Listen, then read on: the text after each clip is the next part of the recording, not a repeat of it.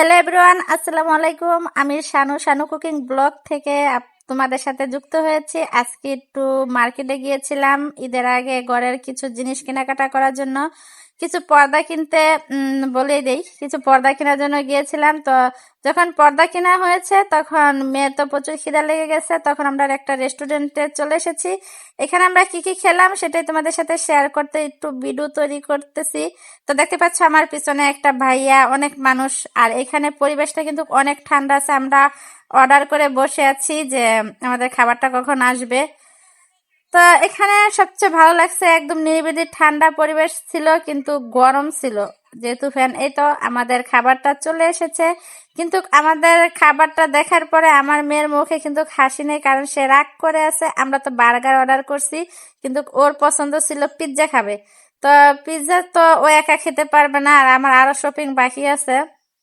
তোকে বলছে যে আসার সময় বার্গার নিয়ে পিৎজা নিয়ে আসবো, কিন্তু এখন বার্গারটা খাও। তো লাস্টের দিক দিয়ে ও খাইছে। কিন্তু এখন দেখো, আমি তোমাদেরকে দেখাই রেস্টুরেন্টটা কেমন।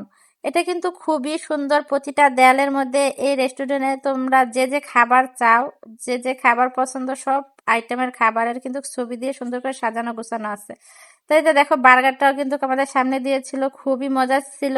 যখন খাইতেছি তখন তো আর ভিডিও করা সম্ভব ছিল না, সেজন্য ভিডিও নিতে পারি না। লাস্টে একটু তোমাদের সাথে শেয়ার করলাম। আর মেয়ে খাওয়ার পরে অনেকটা হ্যাপি হয়ে গেছে যে না, অনেক মজা পাইছে সে। তো খাবার শেষে আমরা দুইটা লাচ্ছি অর্ডার করেছিলাম, একটা ছিল আমার মেয়ের জন্য, একটা ছিল আমার জন্য। এই তো দেখতে পাচ্ছ, এই পর্দাগুলোই কিন্তু কিনা হয়েছে, এখনো অনেক কেনাকাটা বাকি আছে। তো এখানে দুইটা লাচ্ছি, একটা হচ্ছে পুদিনা পাতা দিয়ে তৈরি, এটা হচ্ছে বরফ অনেক ঠান্ডা, আর এটা হচ্ছে ঠান্ডা কম। মেয়ের জন্য এটা হচ্ছে দইয়ের লাচ্ছি, এটা মিষ্টি।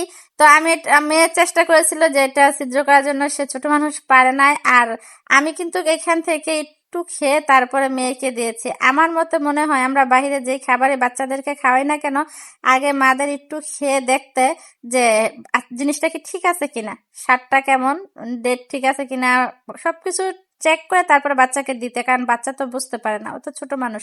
তো সেই জন্য আমি এটা থেকে খেয়েছিলাম। এটা কিন্তু প্রচুর স্বাদ ছিল, আমি খেয়ে বুঝছি। আর এই পুদিনা পাতার যেটা, যে জুসটা, এটা একদমই আমার কাছে স্বাদ, মানে মজার বলতেই কোনো কিছু ছিল না। আমার বিরক্ত এসে গেছে, শুধুই টাকা নষ্ট মনে হচ্ছে। তো তারপরে আমরা চলে আসছিলাম, কিছু কেনাকাটা করেছি, মেয়ের জন্য ঈদের মার্কেট করেছি, তারপরে চলে আসছি আমরা কাচ্চি সাপ থেকে কাচ্চি নেওয়ার জন্য। তো কাচ্চি নিয়ে আমরা বের হয়ে যাচ্ছি।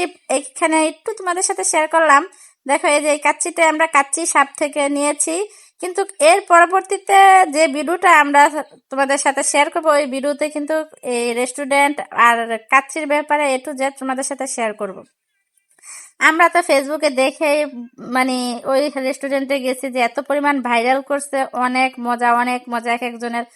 তো বলে না, যেই মেঘ ডাকে বেশি সেই মেঘ ঘরে না, সেম একই অবস্থা। যাই হোক, হাসির কাচ্চি পরবর্তী ভিডিওতে সবকিছু বলবো।